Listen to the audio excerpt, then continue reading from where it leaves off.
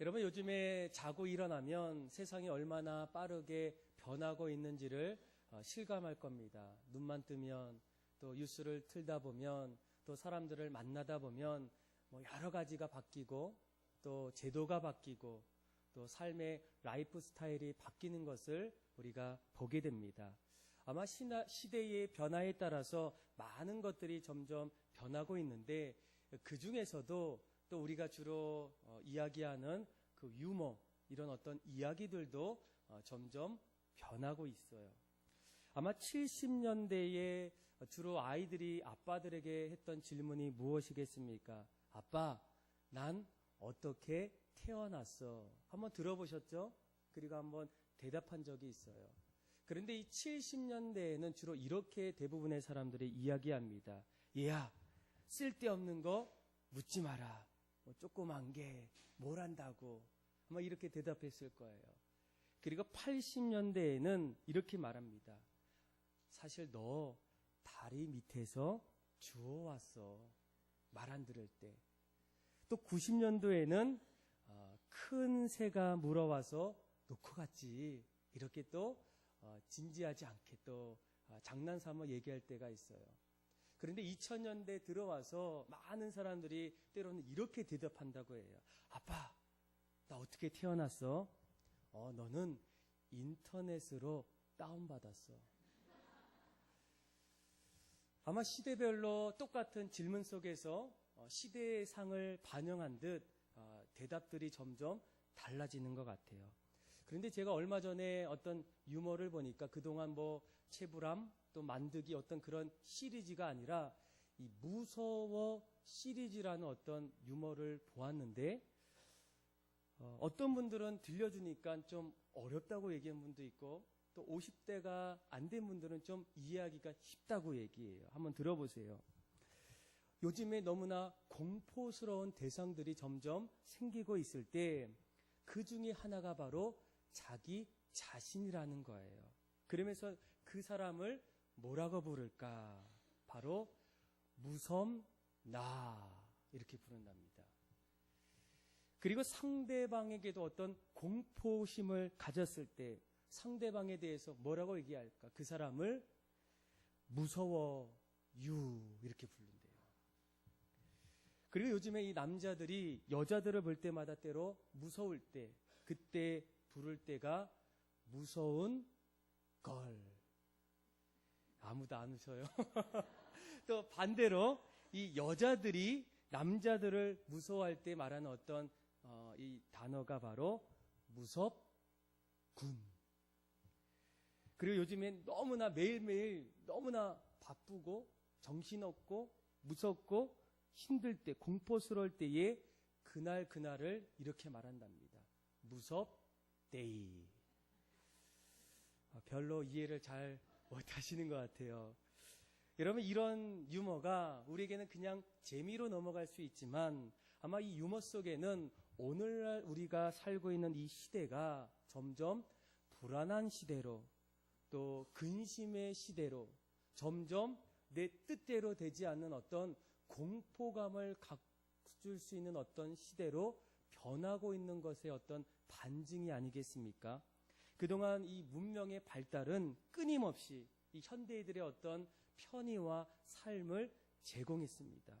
그럼에도 불구하고 이 편리함으로 인해서 이 편리함 때문이지만 그 안에서도 여전히 남아있는 것이 근심도 있고 걱정도 있고 또 인생의 어떤 염려함이 어쩌면 점점 늘어나고 있는 어떤 시대가 우리가 살고 있는 시대가 아니겠습니까? 정말 사람들은 모두가 다 우리가 행복하기를 원해요. 가정이 행복하고 자녀가 잘 양육받기를 원하고 직장 생활도 늘 탄탄대로 걷기를 원하고 있습니다. 그런데 우리 어떤 현실의 모습을 보게 되면 어떻습니까? 이 가정에서는 점점 행복한 소리보다는 가정이 깨지는 어떤 그런 소리들이 많이 들리고 있다는 거예요. 부부의 갈등, 고부간의 갈등, 또 부모와 자녀와의 갈등, 또 이러면서 어떤 청소년의 일탈의 문제들도 더욱더 증가하고 있다는 겁니다. 직장도 마찬가지입니다. 늘 직장에서 귀한 일들을 하기를 원할 때, 누구를 이기지 않고서는, 밟지 않고서는, 경쟁하지 않고서는 뛰어넘을 수 없는 그런 어떤 생존의 자리가 바로 직장이라는 거예요. 사람들의 관계 속에서도 마찬가지입니다. 서로 하나 되고 또 도와주고 또 함께하는 그런 어떤 모습을 원했는데, 언젠가부터 남이 되고 또 등을 돌리고 서로를 신뢰하지 못하는 그런 어떤 시대가 바로 오늘날의 어떤 시대라는 거예요. 그러면서 드는 한 가지 질문이 무엇이겠습니까? 이런 어떤 불안하고 근심이 많고 두렵고 공포 같은 어떤 시대 속에서 어떻게 하면 이런 어떤 걱정과 근심들을 이길 수가 있을까? 나에게 찾아온 어떤 고난들 또 환난들을 어떻게 극복할 수 있을까? 가정에서 일어나는 어떤 가정의 불화, 또 서로의 어떤 신뢰하지 못하는 부분들을 어떻게 다시 세울 수가 있을까? 또 청소년 문제 마찬가지라는 거예요. 가난과 빈곤을 도대체 어떻게 이 지역에 해결할 수 있을까? 질병으로부터 어떻게 우리는 벗어날 수 있을까? 아마 이런 수많은 어떤 질문들 속에서 우리가 이 모든 것들을 풀 수 있는 한 가지 어떤 답을 찾는다면 그것이 무엇이겠습니까? 정답은 사랑이라는 거예요. 여러분, 사랑이 있으면 힘이 납니다. 사랑이 있으면 위로가 되고 뭔가 모른 어떤 에너지가 점점 생기게 돼요. 사랑이 있으면 더 이상 남이 되었던 사람을 용서해주고 덮어주고 도와주고, 사랑이 시작이 되면 참된 것을 깨달아서 서로 함께 가는 일들이 우리 안에 점점 생긴다는 거예요. 그래서 여러분, 우리 인생에 가장 중요한 것이 있다면 그것은 사랑입니다. 사랑이 풍성할수록 인생은 더욱더 자유롭고, 사랑이 풍성할수록 우리의 모습은 아름답고, 반면에 사랑이 부족하면 인생은 행복할 수도 없고 점점 무언가를 잃어버리고 부족함을 느낄 수밖에 없다라는 거예요. 하나님이 우리에게 주셨던 성경에도 뭐라고 얘기합니까? 그런즉 믿음, 소망, 사랑, 이 세 가지는 어떻게 한다고요? 항상 있게 됩니다. 우리가 살고 있는 모든 시대에는 믿음도 있고 소망도 있고 사랑도 있는데 그 중에 가장 중요한 것을 뭐라고 얘기합니까? 사랑이라고 얘기해요. 그래서 여러분, 우리가 이 땅을 살아갈 때에 내 안에 어떤 누군가를 사랑하는 마음이 있을까? 나를 사랑하는 마음, 가족을 사랑하는 마음, 직장 동료를 사랑하는 마음, 또 옆에 있는 사람을 사랑하는 마음, 또 이 지역을 사랑하는 그 마음이 점점 풍성해질 때 지금의 어떤 문제들, 어려움들이 여러분 어떻게 달라지겠습니까? 사실 우리가 영혼을 품고 전도하는 일도 마찬가지예요. 우리가 다음 주에 이웃사랑 축제를 할 때에 사실 많은 분들이 종종 이런 얘기를 합니다. 목사님, 전도하는 거, 한 영혼을 품는 거 너무나 힘들다고 얘기해요. 어렵다고 얘기해요. 그런데 그 이야기가 맞습니다. 그런데 그 어려운 가운데서도 우리가 전도하자, 이웃을 품자, 한 영혼을 마음에 두자라고 했을 때 그 일들을 할 수 있는 어떤 한 가지 어떤 방법, 해결책이 있다면 여러분 무엇이겠습니까? 그건 역시도 사랑이라는 거예요. 제가 한번 물어보겠습니까? 한번 생각해 보세요. 두 가정이 있어요. A 가정, B 가정이 있는데 이 A 가정, B 가정 각각 부인들은 예수님을 잘 믿습니다. 그런데 두 가정 모두 남편들이 예수님을 믿지 않아요. 그런데 이 A와 B 부인의 어떤 특징이 있다면 A는 좀 어떤 전도하는 어떤 은사가 있어요. 그런데 한 가지 단점이 남편을 예전처럼 사랑하지는 않는다는 거예요. 반면에 이 B 부인은 전도의 어떤 기술이나 어떤 재능은 없다고 생각해요. 그런데 여전히 자신의 남편을 예전만큼 그 이상으로 사랑하고 있다면 여러분, 이 두 가정 중에 누가 빨리 남편이 주님 앞에 돌아오겠습니까? 아마 마음속에 대답하셨겠죠? 전자보다는 후자가 될 것 같습니다. 그 이유가 도대체 무엇이겠습니까? 이 전도는 영혼 품는 것은 다른 어떤 기술 이전에 무엇이 필요합니까? 이 사랑하는 마음이 필요하다는 거예요. 여러분, 우리가 오늘 말씀을 읽어보면 왜 이 땅에 하나님께서 예수님을 보내주셨을까? 왜 예수님께서 십자가에 자신의 생명을 내어주셨을까? 그 이유가 도대체 무엇일까? 죄 없으신 그 예수님이 무엇 때문에 이 땅에 오셔서 육체의 몸으로 가장 낮은 곳에서 자신의 생명을 아낌없이 주셨을까? 그런데 그 이유를 오늘 요한일서의 말씀에 분명히 기록하고 있어요. 우리 한번 9절과 우리 한번 10절의 말씀을 같이 한번 읽겠습니다. 시작. 하나님의 사랑이 우리에게 이렇게 나타난 바 되었으니 하나님이 자기 독생자를 세상에 보내심은 그로 말미암아 우리를 살리려 하심이라. 사랑은 여기 있으니 우리가 하나님을 사랑한 것이 아니요 하나님이 우리를 사랑하사 우리 죄를 속하기 위하여 화목제물로 그 아들을 보내셨음이라. 아멘. 자, 하나님의 사랑이 무엇이라고 얘기합니까? 왜 이 땅에 예수님이 오셨다고 그렇게 고백합니까? 그 이유는 하나님이 우리를 사랑하시기 때문에, 죄 많은 우리를 다시 살리시기 위해서 그 자신의 사랑하는 독생자 예수님을 보내주셨다는 거예요. 정말로 누구 때문에, 우리 때문에, 무엇 때문에? 우리를 사랑하기 때문에. 그래서 주님께서 이 땅에 오셨다는 겁니다. 우리가 정말로 한 영혼을 품는 거, 또 전도하는 거, 또 어떤 여러 가지 어떤 일들도 중요하지만 무엇보다도 우리 마음속에 하나님의 사랑이 내 마음에 있는가를 스스로 물어봐야 되는 거예요. 자, 우리 한번 7절, 8절, 자, 우리 한번 먼저 11절을 먼저 한번 읽어보세요. 왜 우리가 전도할 수밖에 없을까? 자, 같이 한번 읽어볼까요? 시작.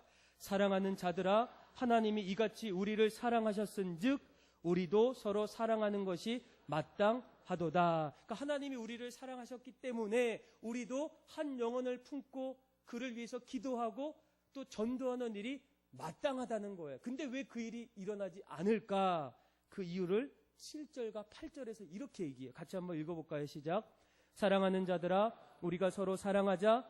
사랑은 하나님께 속한 것이니 사랑하는 자마다 하나님으로부터 나서 하나님을 알고 사랑하지 않는 자는 하나님을 알지 못하나니 이는 하나님은 사랑이심이라. 아멘. 우리가 사랑하지 못하는 이유, 그렇죠? 전도하지 못하는 이유, 또 우리가 영혼을 마음에 품지 못하는 가장 궁극적인 원인이 있다면 내 안에 그 나를 사랑하셨던, 나를 위해서 십자가에 죽으신 그 예수님의 사랑을 진심으로 알지 못하기 때문이에요. 주님이 나를 위해서 죽으셨고 내 생명을 살리셔서 내가 덤으로 사는 인생이라면 어떻게 내가 하나님의 마음 앞에 내가 주저할 수 있겠습니까? 어떻게 내가 그 말씀 앞에 내가 망설일 수 있겠습니까? 어떻게 내가 그 말씀 앞에 내가 외면할 수 있겠습니까? 베드로가 예수님을 배반하고 난 이후에 다시 한번 하나님이 그를 받아주셨어요. 그리고 나서 베드로에게 물어요. 너가 나를 정말로 사랑하느냐? 3번을 물어보십니다. 얘야, 너는 나를 정말로 사랑하느냐? 너가 나를 정말로 사랑하느냐? 너가 나를 정말로 사랑하느냐? 한 번 물어볼 때마다 네, 그렇습니다. 그럴 때마다 예수님이 하신 말씀이 그러면 내 양을 치라. 내 양을 먹이라. 내 양을 치라는 거예요. 내가 한 것처럼 내 마음에 가장 중요한 것을 너가 아는 것처럼 너도 그 일을 하기를 원한다는 거예요. 무엇이 전제되었을 때 너가 정말 나를 사랑할 때, 그 사랑을 내가 깨달았을 때, 그 사랑으로 살기를 간절히 원했던 사람에게는 그 일이 가능하다는 거예요. 여러분, 전도가 되고 안 되고는 2번째 문제라는 겁니다. 이웃을 내가 데려오는 것은 2번째 문제예요. 더 중요한 것은 여전히 내 마음에 너가 나를 사랑하느냐라고 했을 때 내 주님을 사랑합니다라는 그 마음이 있는 사람들은 예수님이 뭐라고 얘기해요? 정말로 너가 나를 사랑한다. 너의 마음이 진심이다. 그렇게 고백하기를 원한다면 그러면 너는 잃어버린 영혼들, 주님을 모르는 영혼들을 생각해라. 그들에게 다가가라.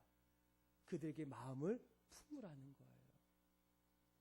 이것이 될 때에 사랑을 깨달았을 때 여러분 우리가 전도가 시작된다는 거예요. 우리 교회가 왜 전도가 안 될까? 왜 나는 전도하기가 어려울까? 여러분 전도가 되고 안 되고가 그거는 하나님의 손에 달려있는 거예요. 때가 될 때, 시간이 될 때 하나님의 그 영혼을 다시 부른다는 거예요. 그런데 그 부를 때에 하나님은 미련한 것으로, 전도에 미련한 것으로 우리를 사용하시기를 원한다는 거예요. 여러분 결과가 중요한 게 아니에요. 내가 지금 어디에 서 있는가? 하나님 말씀 앞에 서 있는가? 하나님 말씀에 떠나 있는가? 하나님의 사랑 안에 거하는가? 그 사랑 밖에서 서 있는가가 여러분 더 중요하지 않습니까? 어떻게 될지, 결과가 어떻게 달라질지, 5년, 10년 뒤에 그렇게 살 때에 우리의 삶이 어떻게 하나님께서 열매 맺을지는 아무도 모른다는 거예요. 목사님 전도가 안 되기 때문에 이제 하지 마세요. 이제 안 됩니다. 이런 어떤 포기가 아니라 이런 우리 마음에 하나님에 대한 그 십자가의 사랑이 들어있는가 들어있지 않는가, 여러분 그것이 우리에게 더 큰 어떤 질문이고 우리의 마음을 점검하는 신앙의 모습이 아니겠습니까? 그래서 여러분 오늘 이 요한은 얘기해요. 우리가 서로 사랑하는 거, 영혼을 품는 거, 전도하는 거, 그 일은 사랑을 알았던 사람에게는 마땅한 일이라는 거예요. 당연한 일이라는 거예요. 전도하는 거 우리가 포기할 수 없고 피할 수 없고 어떤 제한적인 어떤 선택이 아니라는 거예요. 주님을 믿는 사람이라면, 주님의 사랑을 내가 깨달았던 사람이라면 해도 되고 안 해도 되는 어떤 그런 선택이 아니라 마땅히 해야 될 하나님의 사람들의 모습이라는 거예요. 그래서 여러분 우리가 이 초청장 있죠? 이거 주면 오겠어? 그런 생각을 가지시면 안 된다는 거예요. 주고 나서 마지막까지 그 영혼을 만지시는 그 하나님의 주권을 기대하며 기도하는 거, 그것이 바로 믿음의 성도들의 바람직한 모습이 아니겠습니까? 그래서 우리는 어떻게 합니까? 서로 사랑해야 되는 거예요. 서로 마음을 품고 영혼을 바라보는 겁니다. 그런데 여러분 우리가 사랑을 하고 싶고 사랑하기를 원할 때 보통 여러분 우리 한국인들은 이 사랑을 표현을 잘 못할 때가 있어요.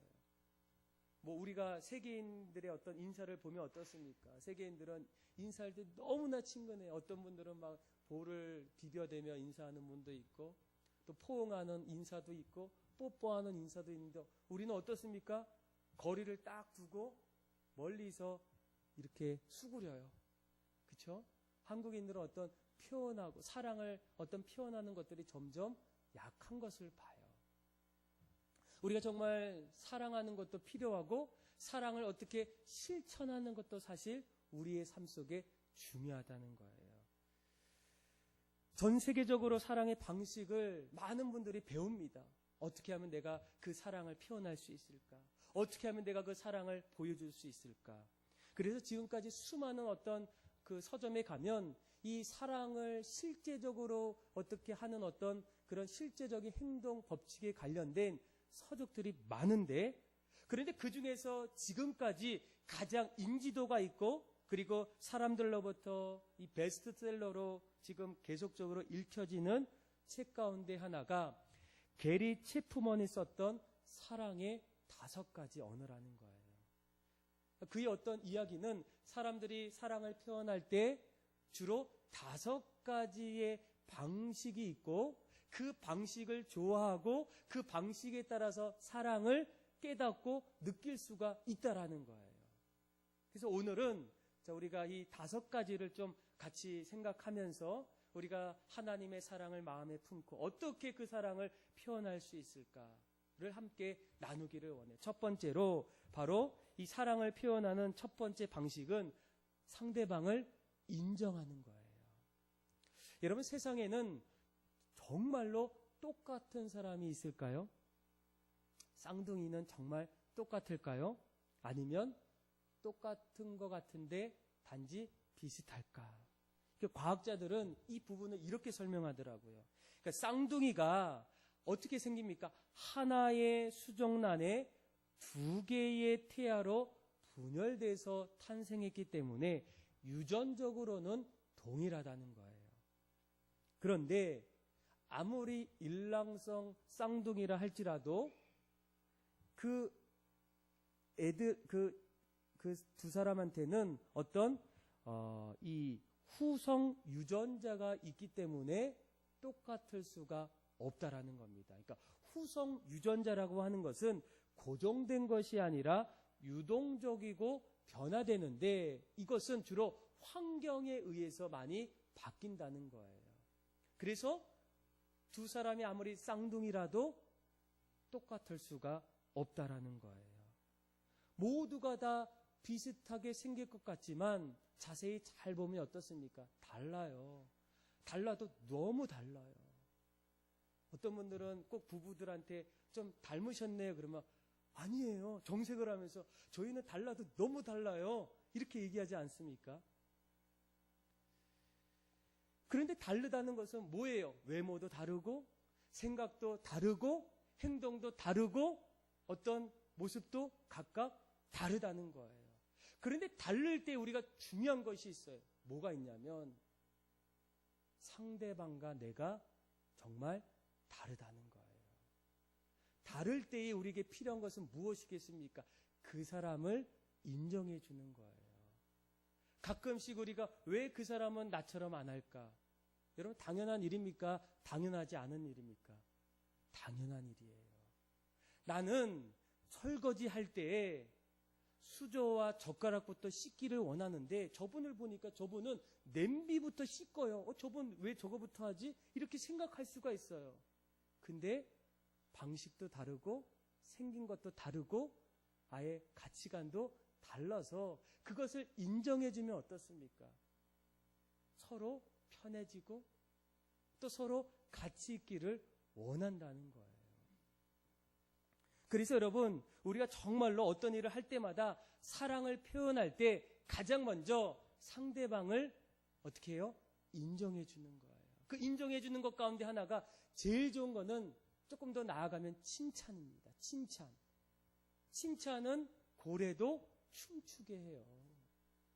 여러분 다르기 때문에 서로 입장도 다르고 생각도 다르고 행동도 다르기 때문에 우리 안에 어떤 사랑을 표현할 때 중요한 것은 그 사람의 어떤 입장 앞에서 그 사람을 인정해 주는 거예요. 여러분들 자녀들도 인정해 주셔야 돼요. 남편도 인정해 주셔야 돼요. 같이 살아보니까 달라도 너무 달라는 거예요. 성격 차이라는 거예요. 여러분 이혼하는 어떤 그 결적 사유를 이야기 들어보면 뭐가 나옵니까? 그 이유는 그거예요. 성격이 안 맞아서 이혼했다는 거예요. 여러분 지금 옆에 같이 사시는 분 맞아요? 안 맞아요? 안 맞아요. 저도 보니까 저는 밤에 9시만 되면 눈이 막 감기는데 저희 집사람은 9시부터 갑자기 눈이 막 레이저가 나가요. 너무 달라요. 먹는 것도 저는 5분이면 후다닥 먹는데 여전히 먹고 있어요. 그런데 그것을 인정하지 않으면 어떤 일이 일어나겠습니까? 도대체 뭐 하는 거야? 그러면서 서로에 대한 신뢰가 점점 깨진다는 거예요. 사랑하는데 표현을 못하는 거겠죠. 두 번째 또 있어요. 이 게리 체프먼이 얘기했던 사랑의 반식 두 번째는 바로 함께 동행하는 거예요. 여러분 이것은 상대방과 함께 시간을 보내는 것을 얘기합니다. 함께 걷고 함께 보고 함께 여행하는 어떤 것들을 말할 수 있어요. 그런데 여기에서 중요한 것은 우리가 함께 동행한다는 것은 그 사람 상대방과 한 가지 전적으로 올인하는 것을 얘기합니다. 그러니까 다 나의 어떤 시선을 그 사람에게 보고 있다는 거예요. 보통 남자들이 그 부분이 약해요. 여러분들 우리가 가정에서 보면 뭐 소파에서 이야기할 때 주로 남자들은 이야기하다가 갑자기 리모컨을 딱 하면서 틀지 않습니까? 봐요. 그러면서 아내 이야기를 듣습니다. 내가 집중하고 있다는 거예요. 듣고 있다는 거예요. 그러면서도 TV도 보고 책도 보고 아내 이야기도 동시다발로 듣는 거예요. 그런데 내가 정말로 누군가 함께 한다는 것은 그런 모습이 아니라는 거예요. 온전히 한 가지에 집중해서 눈을 마주치고 바라보며 마주하며 함께 이야기하는 것. 그것이 바로 함께하는 모습입니다. 그것이 바로 사랑을 표현하는 두 번째 방식이에요. 혹시 얘기할 때마다 신문 보시고 TV 틀고 책 보고 같이 하는 분들 혹시 안 계시겠죠? 그렇죠? 이제 좀 그 부분들을 내려놓으셔야 돼요. 특별히 여성분들이 그런 어떤 사랑의 방식을 좋아한다는 거예요. 자, 세 번째 방식은 배려입니다. 배려. 여러분, 이 누구를 배려한 적이 있습니까? 이 배려는 뭐예요? 여러 가지로 마음을 써서 상대방을 보살피고 살피는 것이 바로 배려라는 거예요. 조금 더 말씀드리면 배려는 상대방이 원하는 것이 무엇인지를 알고 그것을 해주는 거, 또 도와주는 거, 상대방을 기쁘게 해주는 거. 뭐 이를테면 우리 집사람이 전역을 해야 되는데 좀 버거워하는 거예요. 본인이 하든 능력이 되면 밖에 나가서 사 먹든 이런 어떤 것들이 상대방에 대한 어떤 배려라는 거예요. 여러분, 예수님의 어떤 공생애를 보게 되면 이 예수님의 어떤 삶 속에서도 끊임없이 배려하시는 예수님의 모습을 볼 수 있다는 거예요. 요한복음 5장에 보면 예수님께서 예루살렘을 올라가셔서 안식일에 양의 문이라고 하는 이 베데스라는 그 연못에 가시게 돼요. 그런데 여러분, 이 양의 문의 이 베데스다라는 이 연못은 어느 날부터 한 가지 소문이 있어요. 하늘에서 어느 날 천사가 내려와서 그 연못의 물을 움직이고 난 이후에 올라가면 어떤 사람이 가장 먼저 그것에 목욕하든지 뭘 하면 나을 수 있다는 어떤 소문이에요. 그러다 보니까 이 베데스다 연못에 누가 점점 모이겠습니까? 병자들. 그래서 이 요한복음 5장 말씀을 읽어보면 거기에는 많은 병자, 특별히 맹인, 다리 저는 사람, 혈기 마른 사람, 또 중풍병, 이런 수많은 어떤 병자들이 그 천사가 내려오기를 기다려서 그곳에 기다리고 모여있는 병자들로 가득 찼다는 거예요. 그런데 그곳에 누가 가셨을까요? 예수님이 가셨어요. 여러분, 보통 사람들은 그때 이후로부터 그곳에 가지 않습니다. 정상적인 사람들은 아무리 가라고 해도 안 가는 거예요. 왜냐하면 그곳에 수많은 어떤 병자들이 모이다 보니까 거기에는 어떤 바이러스에 오염될 수 있는 어떤 가능성이 어떤 자리보다 크다는 거예요. 정결법에 의해서 보게 되면 누구도 그 자리에 정상적인 사람은 가서는 안 된다는 겁니다. 그런데 누가 그곳에 가셨어요? 예수님이 가셨어요. 그 이유가 무엇이겠습니까? 그동안 그곳에서 고통스럽고 그 질병을 해결받기를 원하는 소외된 이들을 위한 어떤 배려가 없었다면 여러분, 예수님께서 그 자리에 가시겠습니까? 그리고 그때에 38년 된 병자를 고치셨어요. 그런데 그때가 언제입니까? 그날은 안식일이에요. 여러분, 유대인들이 이 안식일을 주로 하나님만 예배하는 그런 어떤 율법을 지키다 보니까 아무것도 못하는 거예요. 사 먹는 거, 쓰는 거, 도와주는 거, 놀러 가는 거, 이 모든 것들이 절대로 금지입니다. 만약 어떤 사람이 안식일을 범하면 어떻게 해요? 비난하고 정죄하고 박해하는 일들을 사람들이 하게 돼요. 그런데 이 예수님께서 38년 된 병자를 베데스다 연못, 그것도 안식일에 그를 고치셨다는 것. 만약 그것을 지키지 않으면 정결법, 안식일, 그러면 어떻습니까? 비난, 박해, 감수해야 되지만 그것보다도 한 병자의 마음을 헤아려 주시고 그 병을 끝내려 주시는 어떤 예수님의 배려하심이 그 안에 있었기 때문에 예수님은 그 자리에 가셨다는 거예요. 그래서 여러분, 이 배려라는 것은 내 입장이 아니라 상대방의 입장에서 먼저 생각하는 겁니다. 그리고 상대방에게 다가가는 거예요. 더욱이 배려는 상대방의 실수를 용서하고, 또 어떤 분들은 여기까지 얘기하도록, 더 나아가서는 그 사람이 실수했을 때 실수조차 느끼지 못하는 어떤 모습이 바로 배려라는 거예요. 여러분 어떻습니까? 우리는 날마다 우리 입장에서 생각할 때 많아요.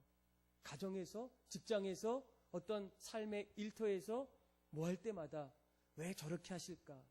근데 먼저 다른 사람 입장에서 다가갈 때 그때가 바로 배려하는 마음이 시작된다는 거예요. 이것이 바로 배려가 사랑의 또 다른 방식입니다. 자, 네 번째, 또 한 가지 있어요. 접촉하는 거예요.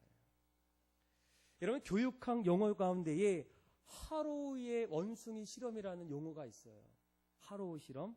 아마 아시는 분은 아시는데, 이 실험이 뭐냐면, 이 하로우라는 이 심리학자가 인공 원숭이 엄마 실험을 한 거예요.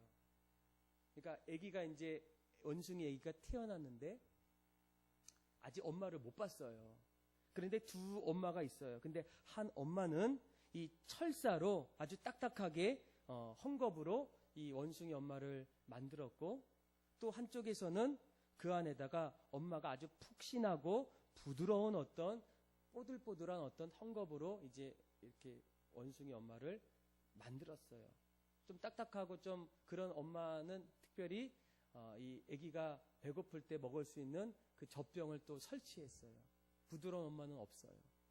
그런데 이제 이 아이가 어떻게 하는지를 보려고 하니까 깜짝 놀랐어요. 이 원숭이가 배고플 때만 이 딱딱한 젖병 있는 그 인공 원숭이 엄마에게 가고, 나머지 모든 시간은 부드럽고 뽀들뽀들한 그런 푸근한 그 원숭이 엄마 곁에 안기기도 하고 그 앞에서 놀기도 하는 그런 어떤 모습들이 나타나는 거예요. 그러면서 이 실험을 통해서 동물들도 본능적으로 부드럽고 온화한 것을 원한다는 것을 알게 됐다는 거예요. 그런데 여러분, 인간도 여러분 마찬가지라는 거예요. 어렸을 때부터 우리가 주로 어떻게 얘기합니까? 자녀들을 꼭 안아주세요. 품어주세요. 보듬어주세요. 만져주세요. 신체적 접촉을 하라는 거예요. 그래서 한번 뉴스에도 한번 옛날에, 지금은 학교에서 보면 선생님들이 애들이 이렇게 오면 어떻게 합니까? 손으로 이렇게 하이파이브를 해요. 지금은 이렇게 안으면 좀 안 되나 봐요. 어려워요. 그래서 과거에는 안아줬는데 지금은 이런 법들 때문에 또 오해하는 소지 때문에 이렇게 딱 쳐줘요. 그런데 한번 안아줬던 어떤 학교의 어떤 모습들을 취재하면서 이제 인터뷰를 하는 거예요. 정말 안아줬을 때 우리 학생들의 반응이 어땠을까? 초등학생들. 그런데 어떤 학생이 이렇게 얘기해요. 좋아요. 선생님이 날 사랑하시는 것 같아서 너무나 좋다는 거예요. 어떤 아이는 선생님이 저를 너무 알아주셔서 너무 좋은 것 같아요. 그리고 어떤 아이는 계속 안아주니까 빨리 가고 싶대요. 학교 빨리 가고 싶고 학교가 즐겁다는 거예요. 그 취재의 어떤 핵심은 뭡니까? 선생님이 그 아이를 뭐 했을 때? 안아줬을 때 상대방에 대한 어떤 사랑을 느낀다는 거예요. 여러분, 예수님도 사람들을 고치실 때에 어떻게 고치십니까? 말씀으로 고치셔요. 일어나라. 너 병이 나았다. 그런데 간간히 찾아보면 예수님도 사랑의 터치라는 어떤 부분들을 볼 수가 있어요. 우리 한번 마태복음 8장 14절 15절, 예수님께서 베드로의 집에 갔을 때 장모라는 분이 열병에 누워 있었어요. 우리 한번 같이 한번 화면을 보고 한번 같이 한번 읽어볼까요? 시작. 예수께서 베드로의 집에 들어가사 그의 장모가 열병으로 앓아 누운 것을 보시고 그의 손을 만지시니 열병이 떠나가고 여인이 일어나서 예수께 수종들더라. 아멘. 자, 열병이 떠나가는 것은 사실은 예수님이 말씀으로만 하셔도 가능합니까? 불가능합니까? 가능하다는 거예요. 그런데 갑자기 장모의 뭐를 만지셨어요? 손을 만지셨다는 그 안에 하나님의 사랑을 느끼게 했다는 거죠. 느낄 수 있다는 거죠. 그래서 여러분, 이 접촉은 사랑의 또 다른 표현이라는 거예요. 스킨십은 당연한 겁니다. 제가 한 번은 어느 날 우리 교회는 목사님이 예배 끝나면 이제 성도들과 악수하잖아요. 이 여성들에게도 제가 악수를 한번 해요. 근데 어떤 분은 그거에 대해서 좀 어려워하시더라고요. 어떻게 목사님이 여성들이랑 악수할 수 있을까? 저는 좋아서 하는 건 아닙니다. 어떤 다른 의도가 있어서 하는 게 아니에요. 단지 한 가지 이유가 있다면 바로 이런 부분이에요. 더 주님 안에서 사랑하기를 원하고 또 주님 안에서 서로 알기를 원하는 그런 어떤 의도가 있기 때문이에요. 그러니까 여러분들이 항상 무엇을 할 때마다 다른 시선으로 보면 오해할 수밖에 없다는 거예요. 그런데 더 중요한 것은 이 사랑의 표현에 또 뭐가 있다고요? 이 접촉이 있다는 거예요. 접촉. 그리고 마지막 5번째, 이 사랑의 5번째 언어가 바로 선물이라는 거예요. 여러분 혹시 선물 지금까지 살아오면서 줘본 일이 있습니까? 받아본 일이 있습니까? 받든지 주든지 그 안에 내용을 보게 되면 어떻습니까? 누군가 나에게 선물을 줄 때에 당연히 드는 생각이 무엇입니까? 아, 저 사람이 나를 생각하고 있구나. 저 사람이 나에 대해서 어떤 마음을 갖고 있구나. 그렇죠? 남녀노소를 막론하고 선물을 받기를 좋아하지 않는 사람은 없어요. 그런데 여러분, 이 선물은 비쌀 필요가 없습니다. 선물은 중요한 게 뭐예요? 마음의 표현이에요. 표현. 그래서 여러분, 우리가 정말로 누구를 사랑의 표현을 하고 싶다, 난 잘 안 된다, 경상도 남자다, 어떤 여러 가지 이유가 있을 때 그 중에 한 가지가 좋은 게 뭐예요? 선물은 얘기 안 해도 그냥 가져가라 할 수 있잖아요. 여러분, 우리가 주보안에 보면 이웃사랑 축제를 통해서 몇 가지 해야 될 게 있어요. 그 사람을 위해서 기도하기, 그 사람을 위해서 전화하기, 그 사람을 위해서 식사하기, 또 한 가지 뭐예요? 그 사람을 위해서 선물하기. 하나님의 사랑으로 그 사랑을 그에게 주기를 원할 때, 내가 할 수가 없는데 좀 어려운데 한 가지 방법이 있다면 뭐가 있다고요? 선물하기가 있다는 거예요. 그래서 이 사랑의 5가지 언어를 썼던 이 게리 체프먼은 보통 사람들은 이 5가지 가운데에 2가지가 좀 잘한대요. 다 다를 수 있죠. 어떤 사람은 배려하는 걸 좋아하고, 어떤 사람은 인정하는 걸 좋아하지만, 어떤 사람은 선물 받기를 원하고, 어떤 사람은 또 접촉하는 걸 원해요. 그런데 오늘 우리가 이 말씀을 통해서 보게 되면 어떻습니까? 아, 정말 사람들마다 사랑의 표현도 다르고 사랑을 받기를 원하는 방식도 다르구나. 예수님도 어떻습니까? 때로는 베데스다 연못에 직접 찾아가시고 그를 배려하기 위해서 가신 거예요. 또 때로는 이 베드로의 장모를 고치실 때 그의 손을 만지셨다는 거, 접촉을 통해서 그를 사랑하기를 원하셨다는 거예요. 저는 여러분들이 점점 그 사랑의 방식들이 넓혀지기를 원해요. 집사님들, 사랑의 방식 딱 2가지만 갖고 있으면 안 돼요. 장로님들, 또 권사님들, 점점 우리가 하나님의 사랑을 알 때에 내가 정말로 전도하고 영혼을 품을 때에 이 5가지가 사람들에게는 어떤 걸로 다가올지는 몰라요. 그게 꼭 해결은 아니지만 우리가 하나하나 오늘 말씀을 통해서 하나님의 사랑이 우리 안에 있을 때 우리도 사랑할 수 있는데 우리가 사실 사랑의 방식을 모를 때가 있어요. 그러면 오해하고 못하고 어떤 새로운 역사가 일어나지 않는다는 거예요.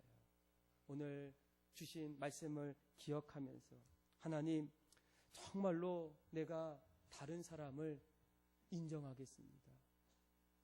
하나님, 내가 다른 사람을 정말로 배려하겠습니다. 그래서 이 부분을 이렇게까지 얘기하더라고요. 상대방을 인정하는 것, 사랑의 또 다른 이름입니다. 상대방을 배려하는 것, 사랑의 또 다른 이름입니다. 상대방과 함께하는 거, 상대방과 접촉하는 거, 상대방에게 선물을 주는 거, 그것이 바로 사랑의 또 다른 이름입니다. 여러분, 이런 사랑을 가지고 하나님의 사랑을 가슴에 품고 여러분들의 자녀들, 남편, 아내, 또 함께하는 사람들에게 그 사랑을 통해서 정말로 이웃들을 주님의 품으로 영혼을 구원하는 일에 여러분들이 온전히 쓰임받는, 또 하나님 기뻐하는 그런 여러분들의 사랑이 넘치는 그런 삶이 다 되기를 주님의 이름으로 축복합니다. 우리 오늘 찬양 한 곡 같이 부르면서 기도했으면 좋겠는데요.